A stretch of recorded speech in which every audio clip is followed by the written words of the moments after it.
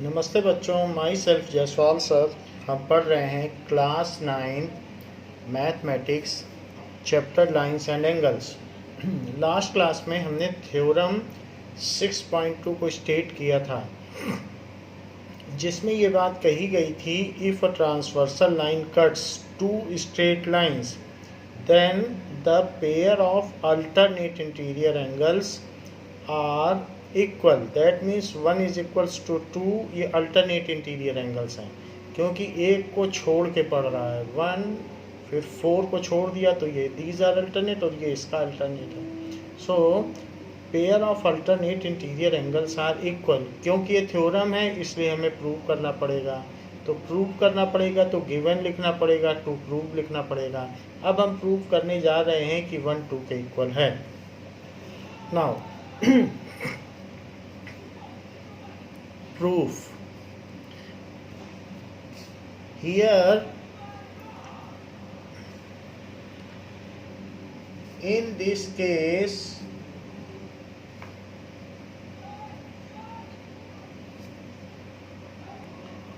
we will take one more angle, that is the angle number 5. So angle 1 is equals to angle 5। Angle 1 angle 5 के क्यों equal है? Angle 1 is equals to angle 5 because these are vertically opposite angles. Vertically opposite angles. And 5 2 के क्यों equal है? क्योंकि ये axiom है कि करस्पॉन्डिंग एंगल एक्सियम है कि if a transversal cut two parallel lines then the corresponding angles are equal. तो this is axiom 6.3. now angle 2 और 5 क्यों इक्वल हैं? Angle 2 is equals to angle 5, it is axiom 6.3. This is axiom 6.3. या आप ये भी कह सकते हैं करस्पॉन्डिंग एंगल्स है axiom, या ये भी लिख सकते हैं if transversal cuts two parallel lines then the pair of corresponding angles are equal. if transversal cuts two parallel lines then each pair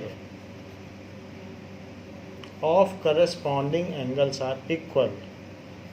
Of corresponding angles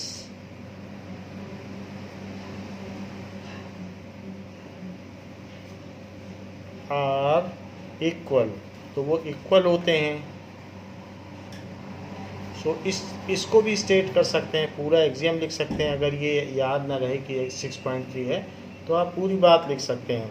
now 1 भी 5 के इक्वल है क्योंकि वो उसका वर्टिकली अपोजिट है। तो 1 5 के इक्वल और 5 3 के इक्वल है। सरला की एज मीना की एज के इक्वल और मीना की एज फातिमा के इक्वल, तो सरला की फातिमा के इक्वल हो गई। ये भी इसके इक्वल, ये भी इसके इक्वल, तो ये दोनों भी इक्वल हो गए क्योंकि दो लोगों की एज सेम के इक्वल। तो this two things are should be also equal. तो 1 and 2 are equal. So this implies angle 1 is equals to angle 2। Angle 1 is equals to angle 2। तो 1 और 2 लेकिन हैं क्या? 1 and 2 are alternate interior angles. तो हमने प्रूव कर दिया। तो हमने फर्स्ट पार्ट प्रूव कर दिया जिसमें ये बात कही गई थी कि 1 को प्रूव करना है 2 के इक्वल, यहाँ पे कहा गया है तो प्रूव कर दिया। So alternate interior angles are equal. जो भी जहाँ पर भी इस तरीके का z बनता हो, ये z बन रहा है तो 3 और 4 इक्वल होंगे। ये भी एक तरीके से z ही बन रहा है तो 1 और 2 इक्वल होंगे। So hence proved. अब हमारा सेकंड पार्ट है। तो सेकंड पार्ट देखिए। सेकंड पार्ट में हमें 3 और 4 को इक्वल प्रूव करना है।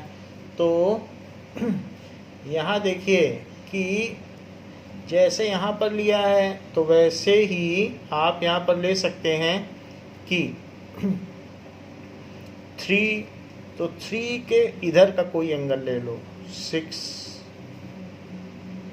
सो एंगल 3 एंगल 6 के क्यों इक्वल होगा, बिल्कुल उसी तरीके से कर रहे हैं, क्योंकि ये वर्टिकली अपोजिट एंगल्स हैं, थ्योरम को प्रूव करना पड़ता है। और 6 और 4 क्यों इक्वल हैं, 6 is equals that is 4 is equals to 6, ये क्यों इक्वल हैं, because these are corresponding angle. तो 6 एक ही तरफ लिखें, वो ज़्यादा अच्छा रहेगा।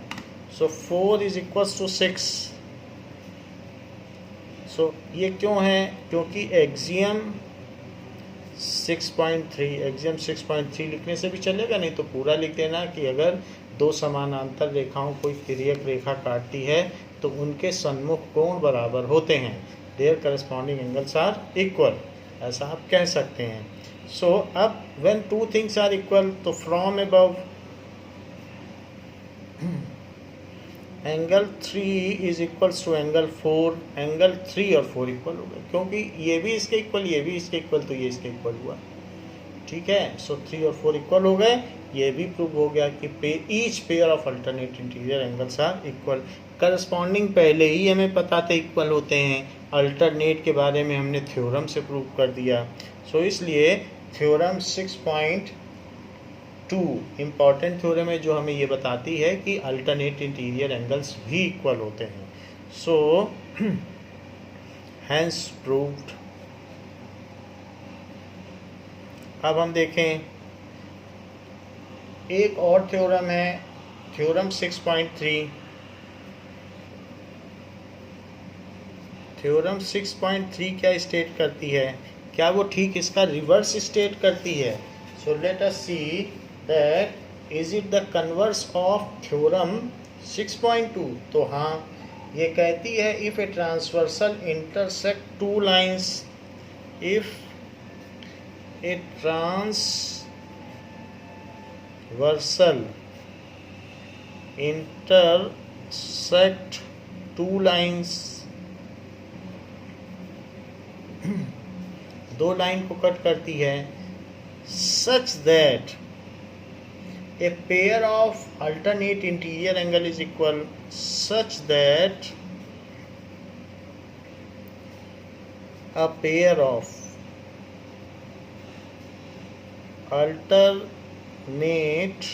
interior angle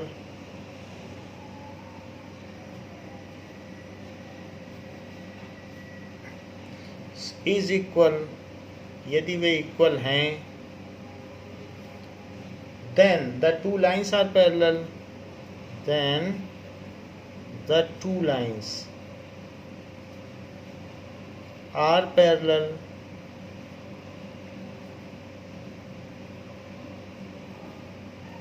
so it is just the converse of previous theorem, कि अगर एक ऐसी कंडीशन दी हो कि two lines are intersected by third line, these two lines are L and M and intersected by a transversal which is N.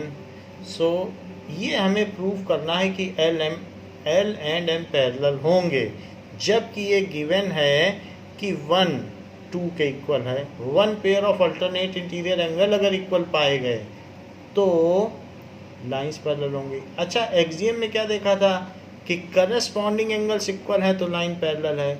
अब यहाँ पर हमें थ्योरम में क्या देख रहे हैं, ये जो एक्सियम में बता रहा हूँ वो 6.4 थी, उसमें ये कहा गया था कि अगर करस्पॉन्डिंग एंगल्स इक्वल हैं तो लाइन पैरेलल है। अब कहता है कि अल्टरनेट इंटीरियर एंगल अगर इक्वल हैं तो लाइन पैरेलल है, तो इसे प्रूव करना पड़ेगा। गिवन क्या है कि N is a transversal line which cuts L and M line. N is transversal line which cuts L and M line. एक और भी बात गिवन है कि angle 1 is equals to angle 2, one pair of alternate interior angle जिसमें Z बनता हो, तो वो दोनों एंगल होते हैं, वो हो गए। तो ये अल्टरनेट इंटीरियर एंगल गिवन है। और टू प्रूव, सिद्ध क्या करना है, what is to be proven, it is to be prove that L is parallel to M, ये प्रूव करना है। तो अब इसका प्रूफ देखिए। Now here 1 is equals to 2, हम अपने मन से एक एंगल 3 ले लेते हैं, तो क्या 1 3 के इक्वल होगा? 1 3 के इक्वल हो सकता है क्योंकि ये वर्टिकली अपोजिट एंगल्स हैं, इसलिए हो सकता है। और 1 2 के भी इक्वल है। 1 2 के कैसे इक्वल है? क्योंकि ये बात गिवन है, इसलिए इक्वल है, क्योंकि यहाँ गिवन है, तो गिवन चीज़ तो लिख ही सकते हैं। तो 1 3 के भी इक्वल है, 1 2 के भी इक्वल है। तो किसी की हाइट एक बच्चे के इक्वल है, उसी की हाइट दूसरे बच्चे के भी इक्वल है, तो उन दोनों बच्चों की हाइट भी इक्वल हुई। So 3 is equals to 4। If two things are equal to same thing then they are equal to one another, ये यूक्लिड की थ्योरम है जो चैप्टर 5 में थी। सो दो चीज़ें यदि एक चीज़ के इक्वल हों तो वो आपस में भी इक्वल होती हैं। So from above angle 3 is equals to angle 2, angle 3 और एंगल 2 इक्वल है, but they are corresponding angles, लेकिन वो सम्मुख कोण हैं, but they are corresponding angles.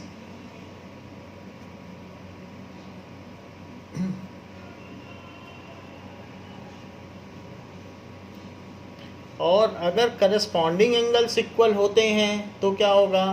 Then the lines are parallel, तो the lines are said to be parallel. It is the theorem axiom 6.4। तो obvious होता है, एक्सियम तो प्रूव करना नहीं पड़ता, but they are corresponding angles, तो अगर करस्पॉन्डिंग एंगल इक्वल है तो लाइन पैरेलल है। So L is parallel to M by axiom 6.4।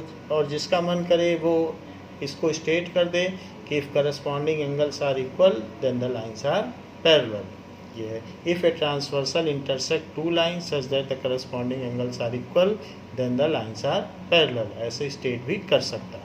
वरना यहाँ तक भी बात ठीक है, और ये प्रूव हो गई क्योंकि ये थ्योरम है इसलिए प्रूव करनी पड़ी, hence proved.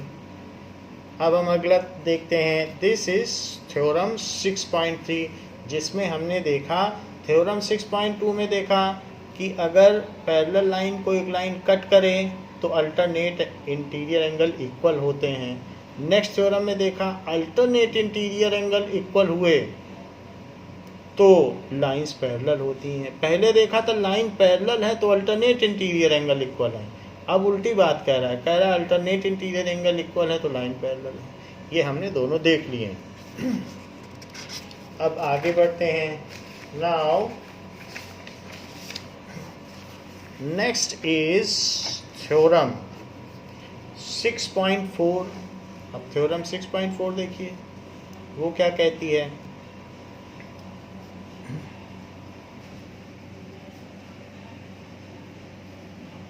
Theorem 6.4 says if a transversal intersect two parallel lines, if a transversal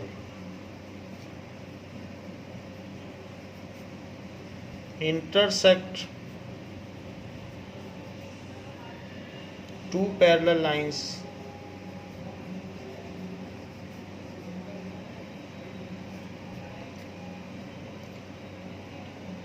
then each pair of interior angle on same side of transversal is supplementary. Then each pair of interior angles on same side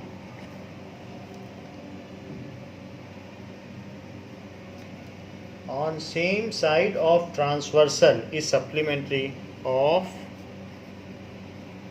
transversal is supplementary। देखिए बोलना क्या चाहता है, ये कहता है कि if a transversal intersect two parallel lines, यदि एक transversal line two parallel lines को इंटरसेक्ट करती है जो कि L और M है और ट्रांसवर्सल लाइन N है, ऐसा दे रहा है।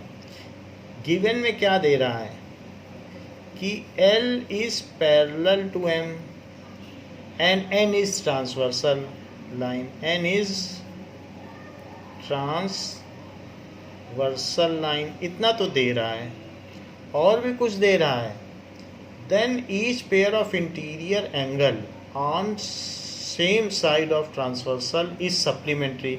और अब आपसे प्रूव करवा रहा है कि प्रूव करो कि 1 + 2 180 है, क्योंकि सप्लीमेंट्री एंगल्स वे होते हैं जिनका कि सम 180 होता है। दे इतना ही रहा है। टू प्रूव, जब देन आ जाए तो देन का मतलब उसके आगे की चीज़ प्रूव करनी है। देन तो to prove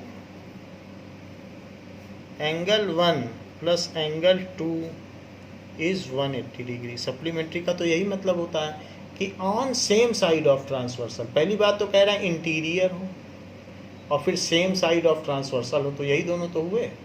so on same side of transversal जो भी इंटीरियर एंगल है, इनको को इंटीरियर एंगल्स भी कहते हैं, इनको कंजिक्यूटिव एंगल्स भी कहते हैं, इनको एलाइड एंगल्स भी कहते हैं। जो मर्जी सो का हो, तो आप कुछ भी कहिए अपने मन से। अब ये देख लीजिए, इसको प्रूव करना है तो प्रूफ देखिए। तो हमको ये बात बताई गई है कि ये 1 है, तो यहाँ अपने मन से आप 3 ले लें। तो क्या एंगल 1 एंगल 3 के इक्वल होगा? तो क्यों इक्वल होगा? 1 3 के क्यों इक्वल होगा? 1 is equal to 3 because these are corresponding angle. ये भी नीचे की ओर फेसिंग है, ये भी नीचे की ओर फेसिंग है। सो ऐसा इसलिए होगा क्योंकि करस्पॉन्डिंग एंगल्स। तो करस्पॉन्डिंग एंगल्स लिख दोगे तो बात सफिशिएंट है, फिर कुछ नहीं लिखना है, क्योंकि करस्पॉन्डिंग एंगल्स जो होते हैं पैरेलल लाइंस के वो इक्वल होते हैं। अच्छा, 1 इज इक्वल्स टू 3, ये तो बात हमें पता चल गई। लेकिन 2 + 3 क्या?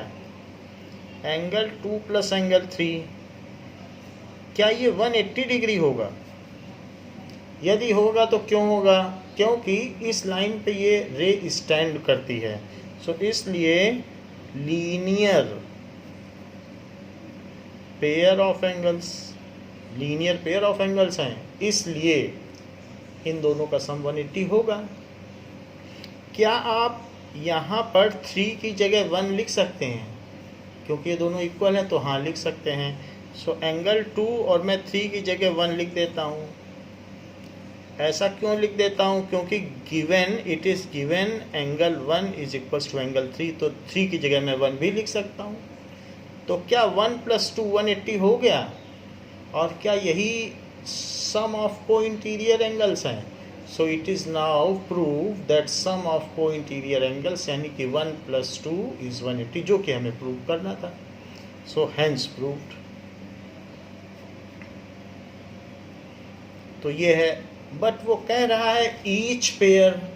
तो एक हमने प्रूव किया, एक पेयर, अभी ईच पेयर नहीं किया है। हमें तो दूसरी तरफ भी करना चाहिए था, हमको तो 4 और 5 को भी इक्वल करना था ऐसे। तो आपको करने की ज़रूरत नहीं है, इसके आगे सिमिलरली करके भी लिख सकते हैं। सो 1 + 2 इज़ 180। अब ज़रा देख लें कि यहाँ पर अगर आप करना चाहते हैं, वरना सिमिलरली भी करके कर सकते हैं। सो एक तो ये तरीका है कि similarly angle 4 + angle 5 other pair of supplement को इंटीरियर एंगल, वो भी 180 है ये। और नहीं तो जो सेकंड है उसमें एक और मेथड लगाया जा सकता है। वो क्या मेथड है कि एक ये मेथड है, जैसे यहाँ किया है वैसे वहाँ कर दो। तो अब इधर भी हम ऐसे कर सकते हैं कि 4 है, बिल्कुल वही काम कर रहा हूँ, देख लीजिएगा, कुछ अलग से नहीं कर रहा हूँ। 4 5 6 ले लो। तो बताओ 4 किसके इक्वल है? 4 इज इक्वल्स टू 6। क्यों इक्वल है? Because corresponding angle. अच्छा 5 + 6 क्या होगा? 5 + 6 क्या ये 180 होगा? और अगर 180 होगा तो क्यों होगा? लीनियर पेयर ऑफ एंगल्स, इसलिए 180 होगा। क्या 6 की जगह 4 लिखा जा सकता है? तो हाँ, लिखा जा सकता है। क्यों लिखा जा सकता है? क्योंकि ये गिवन है। क्या गिवन है? कि angle 4 is equal to angle 6, तो मैंने लिख दिया। और 5 + 4 180 प्रूव करना ही था, तो 5 + 4 180 ऐसे भी प्रूव किया जा सकता है। तो ऐसे चाहे वैसे कर लें, जैसे फर्स्ट पार्ट में किया वही फिर से कर लें, लेकिन इतना करने की ज़रूरत नहीं है। सिमिलरली एक करने से सिमिलरली लिखा जा सकता है, हैंस प्रूव्ड। तो ऐसे भी किया जा सकता है। हमें थ्योरम 6.5 बताई जा रही है। थ्योरम 6.5 ये क्या स्टेट कर रही है? तो अभी तक हमने देख लिया कि अगर लाइन पैरेलल है तो अल्टरनेट इंटीरियर एंगल इक्वल होंगे, अगर अल्टरनेट इंटीरियर एंगल है तो लाइन पैरेलल है। अब एक नई चीज़ देख ली कि सम ऑफ को इंटीरियर एंगल सप्लीमेंट्री, जो मैं शुरू से ही कह रहा था कि सम ऑफ को इंटीरियर एंगल 2 राइट एंगल होंगे। यदि ऐसा नहीं होता तो फिर एक थर्ड एंगल भी बन जाएगा और फिर वो 180 से एक्सीड कर जाएगा। तो इसलिए पैरेलल लाइंस हैं, तो ये 180 अब हो गया। अब ये ट्रायंगल नहीं बनने वाला, ना इधर बनेगा ना इधर, इधर भी नहीं मिलेंगी और इधर भी नहीं मिलेंगी, कहीं नहीं मिलेंगी, क्योंकि ये पैरेलल लाइंस हैं। तो इसलिए 180 इन्हें अब हो जाना चाहिए, इधर भी 180 हो जाना चाहिए। सो इसलिए यही हमने प्रूव ही किया है कि this plus this is 180, this plus this is 180। जो मैं समझा रहा था कि इनका सम 180 है, वो प्रूव कर दिया। देख लीजिए आप, प्रूव किया, ये चीज़ प्रूव की कि को इंटीरियर का एंगल का सम 180 है। और यही चीज़ यहाँ भी तो प्रूव की है कि 5 + 6 दैट इज़ 5 + 4, ये भी को इंटीरियर एंगल है, वो भी 2 राइट एंगल्स हो गए। 2 राइट एंगल का मतलब 90 + 90। तो ये चीज़ हमने प्रूव भी कर ली। अब आगे बढ़ते हैं। तो हमने एक नई चीज़ देखी थ्योरम 6.4 में कि जो सम ऑफ को इंटीरियर एंगल है वो सप्लीमेंट्री है, ऐसा थ्योरम 6.4 कहती है। तो फिर थ्योरम 6.5 क्या कहती है? कि थ्योरम 6.5 कहती है कि इसका उल्टा बोलो, converse, it is converse of theorem 6.4। ये उसका उल्टा बुलवा रही है।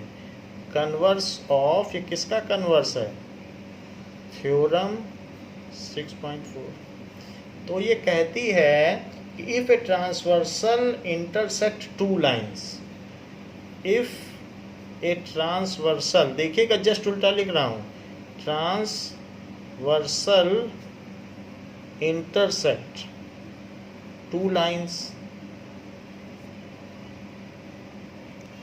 ये जैसे कि अगर तुम पास हो गए, फादर बच्चे से कहता है तो तुम्हें चॉकलेट मिलेगी, और इसका उल्टा, अगर तुम्हें चॉकलेट मिली है तो इसका मतलब है तुम पास हुए हो। तो कन्वर्स की बात की गई है, उल्टी बात की गई है।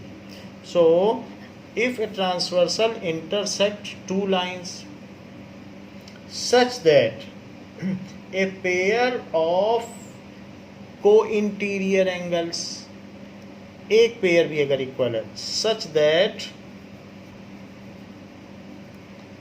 अ पेयर ऑफ को interior angle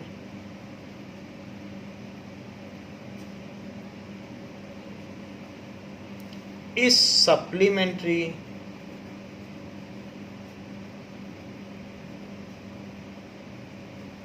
then the lines are parallel, then the lines are parallel। ये उसका उल्टा कह रहा है। पहले था कि लाइन पैरेलल है तो को इंटीरियर एंगल का सम 180 होगा। तो जब भी है अल्टरनेट इंटीरियर एंगल में भी उसने प्रूव करवाया था कि दोनों अल्टरनेट इंटीरियर एंगल इक्वल होंगे। लेकिन उल्टा बोलने में ये सफिशिएंट है कहना कि अगर एक pair of alternate interior angle equal हैं तो लाइन पैरेलल है। ऐसे यहाँ पर भी उल्टा बोलने में ये सफिशिएंट है कहना कि अगर एक पेयर ऑफ को इंटीरियर एंगल इक्वल हैं तो वो लाइन पैरेलल होंगी। तो ये चीज़ हम प्रूव करने जा रहे हैं। तो देखिए दिया क्या है और प्रूव क्या करना है। तो पहले तो लिखो given,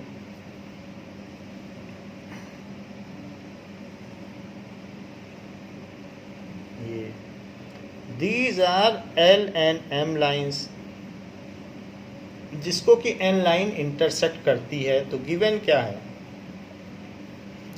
L and M lines parallel नहीं है, पैरेलल तो प्रूव करना, जो देन के बाद है वो सब प्रूव करना होता है, ठीक है। तो then lines are parallel, then के बाद वाला हमें प्रूव करना होता है। L and M lines are intersected by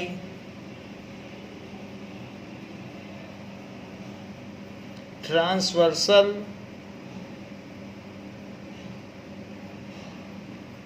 N line, transversal line N, ये हमें दिया है। अब एक और भी चीज़ दी है, देन के पहले क्या दिया है, को इंटीरियर एंगल सप्लीमेंट्री है। एक चीज़ ये भी दे दी कि 1 और 2 का सम, एंगल 1 प्लस एंगल 2 एक पेयर ऑफ को इंटीरियर है। दोनों की ज़रूरत नहीं, कह रहा है एक पेयर भी हो तो प्रूव करो कि पैरेलल है। ये 180 डिग्री है, ये दे रहा है और हमसे चाहता क्या है, now it wants from us that to prove L is parallel to M, ये हमसे करवाना चाहता है कि को इंटीरियर एंगल सप्लीमेंट्री हैं। पहले क्या करवाया था कि अल्टरनेट इंटीरियर एंगल इक्वल है तो लाइन पैरेलल है। अब कह रहा है को इंटीरियर एंगल सप्लीमेंट्री है तो लाइन पैरेलल है, ऐसा करवाना चाहता है। तो ज़रा देखें प्रूफ क्या क्या दिया है। Angle 1 plus angle 2 is 180 degree, ये तो गिवन है। अब ज़रा देखें कि एक अपने मन से एंगल 3 ले लें, क्या आप ये कहेंगे कि 3 + 2 भी 180 है? तो हाँ बिल्कुल कहेंगे। 3 + 2 180 क्यों होगा? नाउ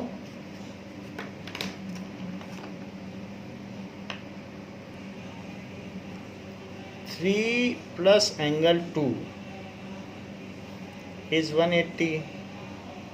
ऐसा इसलिए होगा क्योंकि ये लीनियर पेयर है, ये लाइन इस लाइन, ये रे इस लाइन पे स्टैंड करती है।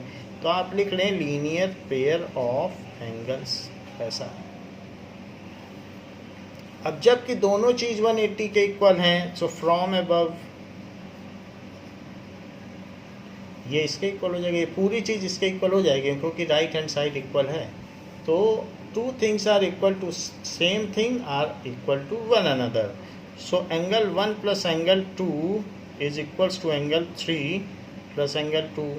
अब एंगल 2 दोनों साइड विथ सेम साइन है, चाहे तो इधर ला के कट करिए, माइनस में है तो ऐसे ही कट कर दीजिए। तो angle 1 is equals to angle 3। Angle 1 3 के इक्वल हो गया है, बट 1 और 3 क्या हैं? ये तो करस्पॉन्डिंग एंगल्स हैं, but they are corresponding angle, but they are corresponding angles. ये सम्मुख कोण हैं,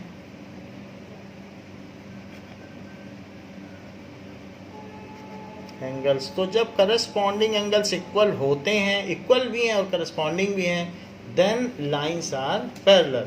सो इसलिए ये एक्सियम से हुआ है। दिस इज फ्रॉम एक्सियम 6.4, ये एक्सियम 6.4 से हुआ है जो कि कन्वर्स है 6.3 का।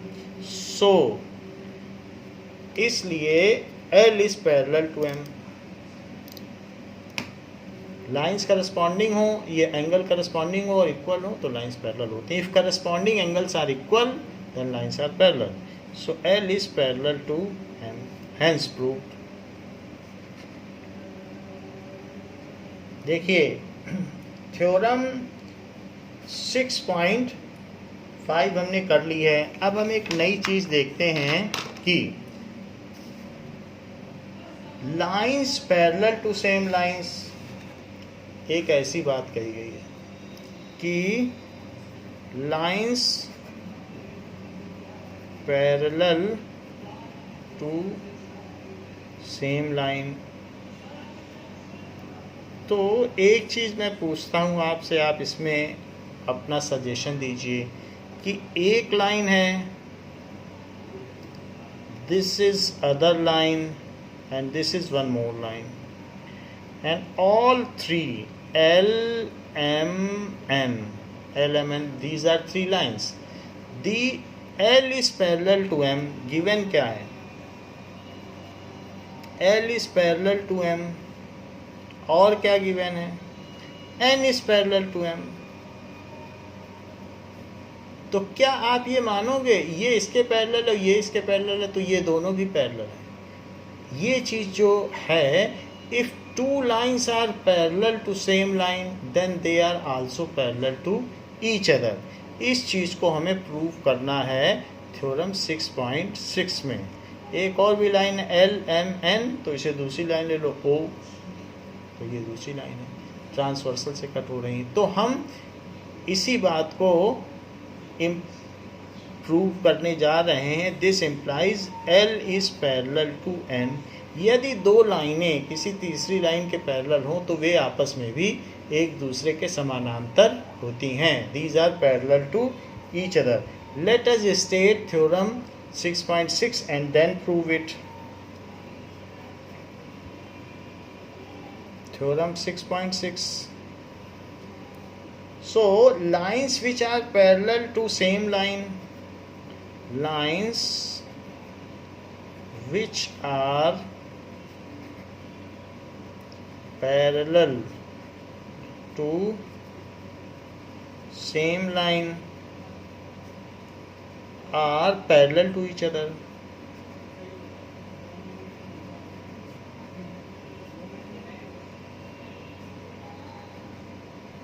ये बात कही गई है। तो गिवन क्या है? गिवन है L is parallel to M, और क्या गिवन है? N is also parallel to M।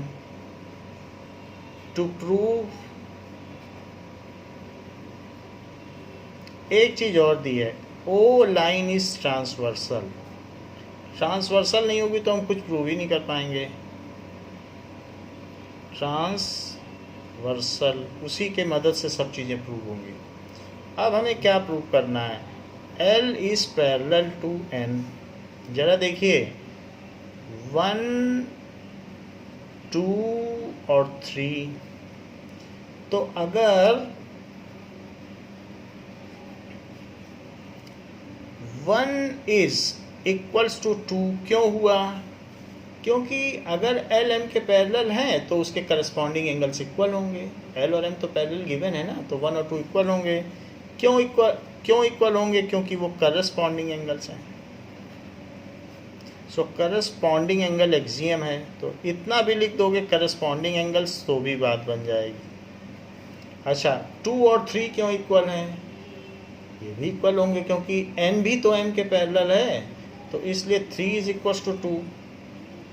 3 is equals to 2, that is corresponding angles. corresponding angles ये चीज़ है। आप एक चीज़ और क्लैरिफाई कर सकते हैं कि L is parallel to M, और यहाँ लिख सकते हैं N is parallel to M। तो लाइंस अगर पैरेलल होती हैं तो उनके करस्पॉन्डिंग एंगल्स इक्वल होते हैं। अब 1 भी 2 के इक्वल है, 3 भी 2 के इक्वल है। सो इससे क्या इम्प्लाई होता है? दो चीज़ें सेम के इक्वल हैं तो 1 इज इक्वल्स टू 3, 1 3 के इक्वल है। लेकिन ज़रा फिर से वापस आइए, क्या 1 और 3 करस्पॉन्डिंग एंगल्स नहीं हैं? तो 1 और 3 करस्पॉन्डिंग एंगल्स भी हैं और वे इक्वल भी हैं, तो इसलिए L और N लाइन पैरेलल हुई। जब करस्पॉन्डिंग एंगल इक्वल पाए जाएंगे तो लाइंस अपने आप पैरेलल हो जाएंगी। ऐसा हमारा एक्सियम 6.3 है। सॉरी 6.4 की उल्टी बात कि करस्पॉन्डिंग एंगल्स इक्वल हैं तो लाइन पैरेलल है, that is converse of 6.3। So इसलिए but they are corresponding angles, they are corresponding angles, लेकिन ये करस्पॉन्डिंग एंगल हैं। So L is parallel to N, इसलिए जो L लाइन है वो किसके पैरेलल पाई गई? L is parallel to N. Hence proved. इसलिए ये बात प्रूव हो गई. Now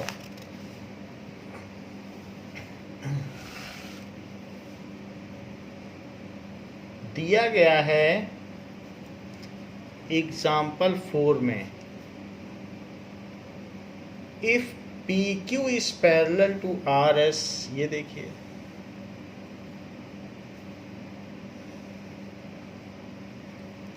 PQ is parallel to RS, ये गिवन है. और साथ में यहाँ पर एक एंगल बन रहा है, that is XM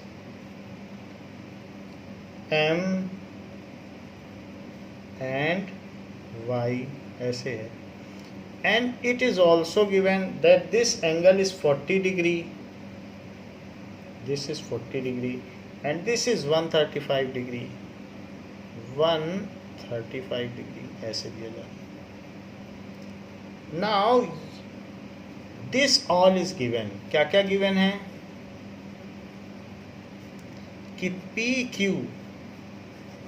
is parallel to RS और बाकी जो एंगल हैं वो भी गिवन है. तो टू फाइंड XMY का पता करना है. टू फाइंड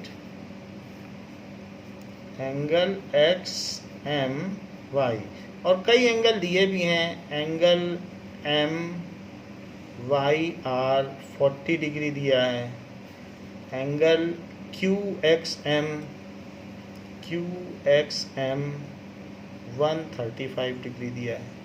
जो एंगल है वो बीच में लिखा जाएगा. फिर चाहे आप MXQ लिखो चाहे QXM, MXQ भी लिख सकते हो. तो ये सारी चीज़ें दी हैं और हमें ये पता करना है. नाउ आपको ये पता करने के लिए एक कंस्ट्रक्शन करना पड़ेगा. Draw a line parallel to PQ. यहाँ पे एक लाइन आप ड्रॉ कर लो जो कि AB है. So solution, draw AB parallel to PQ and passing through M. And M से पास हो एंड पासिंग थ्रू M से पास हो और PQ के पैरेलल हो. ऐसा हमने कर लिया. नाउ अब PQ किसके पैरेलल है, ये कंस्ट्रक्शन हमने कर लिया. PQ is parallel to RS and PQ is also parallel to AB. ये बाई कंस्ट्रक्शन है क्योंकि हमने ही पैरेलल की. हम तो किसी लाइन के पैरेलल कभी भी कोई लाइन ड्रॉ कर सकते हैं, तो हमने AB ड्रॉ कर ली. और ये दोनों तो पैरेलल थी ही, ये गिवन में थी कि ये दोनों लाइन पैरेलल हैं. और ये किससे हुआ, ये बाई कंस्ट्रक्शन हुआ. सो दो अलग अलग चीज़ों की वजह से ये हुआ. तो अब जरा देखो थ्योरम 6.6 क्या कहती है. If two lines are parallel to same line then they are parallel to each other. ये लाइन इसके पैरेलल है, देखो ये लाइन इसके पैरेलल और ये लाइन भी इसके पैरेलल, ये भी इसके पैरेलल और ये भी इसके पैरेलल. तो ये दोनों पैरेलल हुए कि नहीं. सो bye theorem 6.6, if two lines are parallel to same line then they are parallel to each other. So RS is parallel to AB. ये क्यों हुआ. if two lines are parallel to same line then they are parallel to each other. Parallel to each other. अगर इतना न लिखना चाहें तो theorem 6.6 लिख सकते हैं, ईच अदर. तो ये बात हो गई. अब जब ये बात हो गई है तो यहाँ पर आप कुछ एंगल ले लें. This is equals to 1 and this is equals to 2. तो ऐसे हमने ले लिया. क्या 1 + 135 डिग्री ये 180 होगा, क्योंकि दो पैरेलल लाइंस हैं तो सम ऑफ को इंटीरियर एंगल सप्लीमेंट्री होता है। तो इसलिए हम कह सकते हैं कि एंगल 1 और प्लस एंगल QXM, ये लाइन देखो, ये लाइन देखो, दो लाइन देखिए आप, और ये एंगल देखिए, एक 135 है और एक 1 है, ये 1 है और ये 135 है। तो इन दोनों का सम तो 180 होगा, क्योंकि सप्लीमेंट्री होंगे। ये हमने अभी थ्योरम प्रूव की है। तो now angle QXM it is 180 degree. 180 degree क्यों होगा? क्योंकि को interior angles of parallel lines are supplementary. Simply भी लिखोगे को इंटीरियर एंगल तो भी चलेगा, को इंटीरियर एंगल्स ये है। लेकिन QXM कितना है? 135 डिग्री। तो एंगल 1 कितना हुआ? 180 माइनस 135 डिग्री। तो ये कितना हो गया? It is 45 degree. एंगल 1 आ गया। अच्छा, AB और RS पैरेलल हैं, तो क्या उनके अल्टरनेट इंटीरियर एंगल इक्वल होंगे? ये भी एक थ्योरम है। If two lines are parallel then each pair of alternate interior angles are equal. So by that theorem कि two lines are parallel then each pair of alternate interior angle, that is theorem 6.2। तो ये भी है। सो 240 के equal है। Angle 2 is equal to MYR। Angle 2 is equal to angle MYR। ऐसा क्यों बोल रहा हूँ? क्योंकि if two lines are parallel then alternate interior angles are equal. और सिर्फ अगर अल्टरनेट इंटीरियर एंगल्स लिख दोगे तो भी चलेगा। इंटीरियर एंगल्स आर इक्वल उतना लिखने से कि कौन से एंगल है चल जाता है। तो सिर्फ अल्टरनेट इंटीरियर एंगल दिखा देना, रीज़न दिखाना पड़ता है। सो 2 इज़ किसके इक्वल हो जाएगा? MYR कितना है? 40 डिग्री। सो एंगल 2 हो गया 40 डिग्री, 1 हो गया 45 डिग्री। देख लीजिए, कोई सिंपली भी कह सकता है ये 135 है तो इसे 45 होना चाहिए जिससे 180 हो जाए। ये 40 तो ये 40, तो ये 40 हो गया 2, क्योंकि अल्टरनेट है, जेड बना रहे हैं, और ये 135 तो 45। अच्छा, XMY किसका किसका सम है? XMY is the sum of 1 and 2, यही पूछा गया है। So angle XMY is equals to angle 1 plus angle 2। 1 की वैल्यू 45, 2 की वैल्यू 40 डिग्री, तो ये मिल के कितना हो गया? 85 डिग्री। सो यही हमें बताना था, यही आंसर है। तो इस तरीके से हमने पैरेलल लाइन और थ्योरम 6.6 का यूज़ करते हुए इसको प्रूव कर दिया है। तो इस क्लास के लिए बच्चों इतना ही, इसके आगे आपको नेक्स्ट क्लास में बताया जाएगा। थैंक यू बच्चों।